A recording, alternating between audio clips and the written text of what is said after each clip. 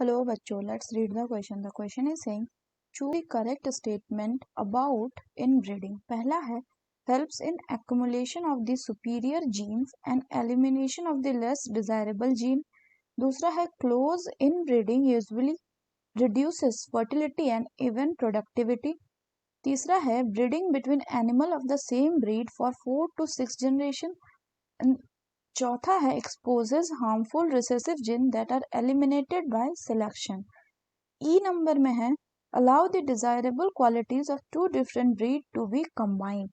Option है पहले में A and B, दूसरे में है A, C and E, तीसरे में A, B and E and fourth में है all are correct except E. तो आइए देखते हैं हम इसका की कंसेप्ट. तो अगर हम बात करें इसके की कंसेप्ट की, सो इसका की कंसेप्ट क्या हो जाएगा? It will be in breeding.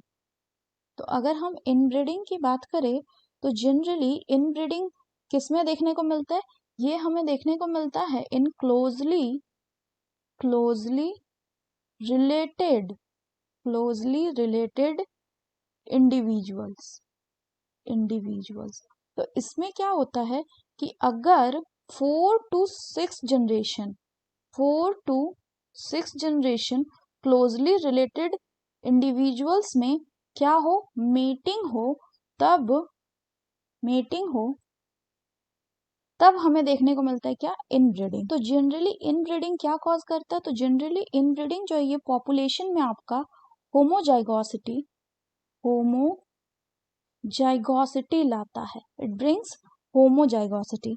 तो इसीलिए अगर हमें किसी भी एनिमल के मेटिंग प्रोसेस में अगर प्योर लाइन डेवलप करना हो तो उस केस में होमोजाइगोसिटी हेल्पफुल होता है. लेकिन इसके अलावा अगर हम बात करें तो इसके कुछ डिसएडवांटेजेस भी होते हैं, जैसे कि ये जो इनब्रीडिंग ये कई बार हार्मफुल रिसेसिव जीन्स को भी क्या करता है? एक्सप्रेस करवा देता है, इसका एक्सप्रेशन करवा देता है सिलेक्शन के कारण, जो कि जनरली एक्सप्रेस नहीं होता, एलिमिनेट हो चुका था. इसके अलावा इनब्रीडिंग जो है कई बार इसको अगर हम कंटिन्यू करें तो कंटिन्यू इनब्रीडिंग से क्या हो सकता है? सो अगर हम बात करें तो कंटिन्यू इनब्रीडिंग से, खासकर क्लोज इनब्रीडिंग से जनरली जो फर्टिलिटी है वो रिड्यूस हो जाती है. So it reduces fertility and productivity.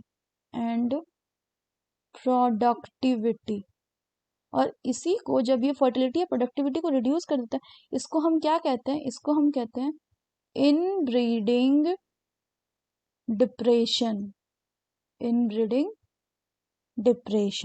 लेकिन अगर हम फर्दर बात करें तो क्या होता है कि कई बार इनब्रीडिंग के प्रोसेस से सुपीरियर